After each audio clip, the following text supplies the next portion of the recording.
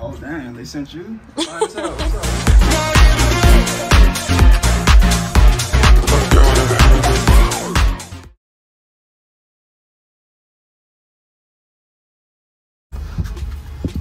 Oh damn, they sent you? You fine as hell. What's good? What's good? You here for the interview?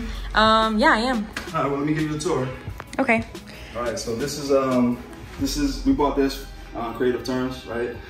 We bought it to use it as a PadSplit rental, which is co-living spaces, right? So there's gonna, as we walk through, you're gonna see multiple rooms. It's gonna look like a dorm setup, kind of. Nice. But here in this particular one, come on, we'll take a look at this first one. Notice, actually, let me close this back up. You're gonna see, you know, all the doors marked room numbers, right? Okay. There's 4 rooms in these. The pricing on them are a little bit different because one of the rooms, the way the house was set up, it literally, like the only thing we could do to it was we had to keep it as a master suite, right? So it has its own personal bathroom. So that's gonna go for a little bit more on the PadSplit market or the co-living space market, right?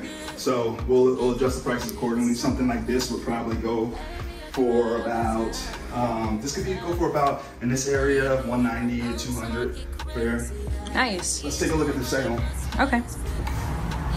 Room 2, right? Also notice too, all these are keyed entry, right? So you put the code in and they can get access to it. They don't have to keep taking their key in and out. They can just literally put the code in. If they get locked out, we can remotely unlock it. So that's convenient because this is in Lakeland and I live in Orlando. Not really a fun drive in the middle of the night if someone gets locked out. But here's another room. You'll notice, right, there's ceiling fan, there's vents. This room was already set up, so super easy, right? This was a fairly easy renovation. All we had to do was really add one more room. Okay, cool. Let me see the bathroom really quick though. Mm-hmm. This is the one with the private bathroom. So here for this area, we'll probably jump this one up to about 220, maybe 230. We'll see what we can push. And right now already, we put it as a coming soon on PadSplit's website. So we're looking at roughly 18 or so people interested in it. Look at you go. Yeah, so look down here. Oh, well actually before we go down there, this is all the common area, right? Oh. Try to keep it as small as possible to avoid any conflicts. There's no TV rooms or anything like that when you're like fighting over TV. They just come here. It's meant for them to work, eat and sleep, leave for work, come back, eat, sleep, and repeat. That type of stuff, right? So we have a kitchen set up. They can cook and do all their stuff there. They can eat here real quick. And then here's the shared bathroom. There's 3 other rooms in here. And the 3 rooms are sharing 1 bathroom. The one lucky person is gonna pay more. They're gonna get the private bath. There's another room, they all mirror each other. Easiest thing to do with these is just have a simple system. So once we get in the property, let's just plug it into the system. And room 4. Okay, cool. Ooh, I'm gonna look at this closet too. Yeah. The closet is cool because a lot of times we have to build the closet. In this case, we only had to turn, also there's washer and dryer set up there too. And nice. In this case, this was really an easy renovation. We only had to set up 1 room. So this used to be the living room right here. So all we did was really put drywall up and closed it, put the door there, and made sure it met all other requirements for a legal room, like having 2 ingress or egress points, the window and then the door. All right. So ventilation for the fan, or for the AC. You got a question? Yeah, I actually do. So how did you actually lock up this property? Like, how did that look for you? So this one, actually, we bought this one sight unseen. It was actually a deal that another wholesaler or investor was having trouble with, and you know, we got a lot of deals in the area, so we swooped in, saved the day. The numbers worked out. So I mean, it was one of those things. We're buying it creatively, right? So entry fee wasn't too much.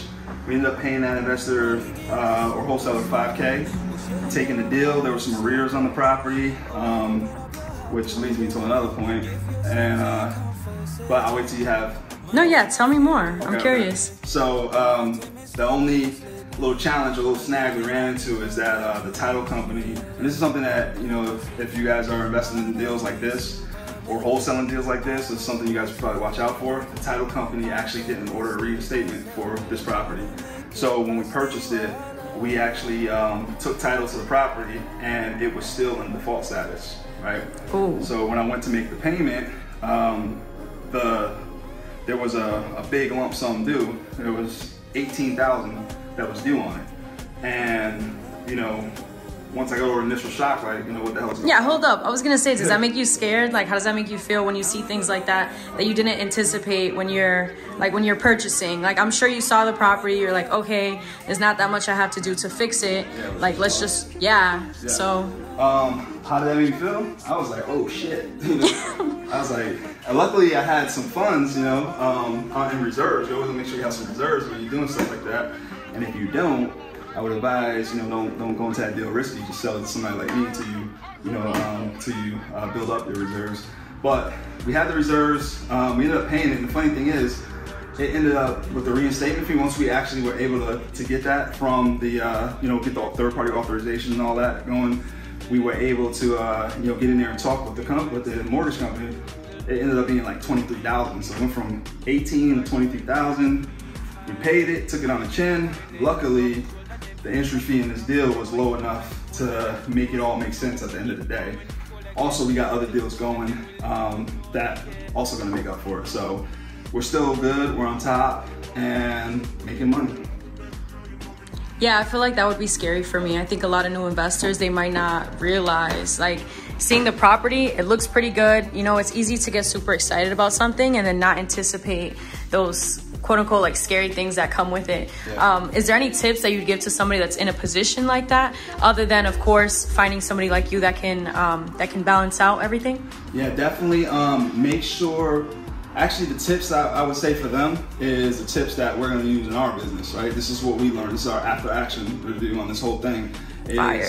We're definitely, whenever we can, and even if we can't, we're going to make sure, we're going to keep trying until we can, is close with our title company, right?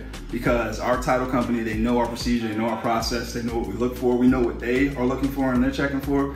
And one of the things is, this is the second deal I've closed in this area that the title company kind of dropped the ball on their part by not understanding how to properly close a sub-2 transaction. So if your title company's not ordering a reinstatement, I don't care what they say about the procedure or whatever, they're not ordering that reinstatement, like, you need to check them, right? Or to pull that file and go somewhere else, because what they're gonna do is they're gonna do an exception, right? Or exclusion on the title policy. So once they do that, they're like washing their hands with it. Like, oh, all right, well, anything pops up with the first lien or the mortgage on the property, they don't care, right? Because they did their job, you know, so to say. But they didn't do their job, right? Because they know we're going into a sub-2 transaction. We need that stuff to be, in order for us to go through it and not get foreclosed on as soon as we close on it. We need to make sure it's reinstated, so we're going in with a kind of a clean slate. So get your title company in check. Okay, that makes total sense. Definitely gonna keep that in mind. Yeah. Do you wanna show us the backyard or anything? Do you wanna give us a walkthrough? Actually, we have to roll to another deal, right? So I can't show you the backyard now, but there's really nothing back there. It's a big old area, and we might do an additional dwelling unit later. But for the time I got allotted today and the way you're looking, we need to cut this interview short so I can take you somewhere. Oh! Yeah, let's do it. Gotta go. Let's get everything though. Ugh. See you later, YouTube. Peace.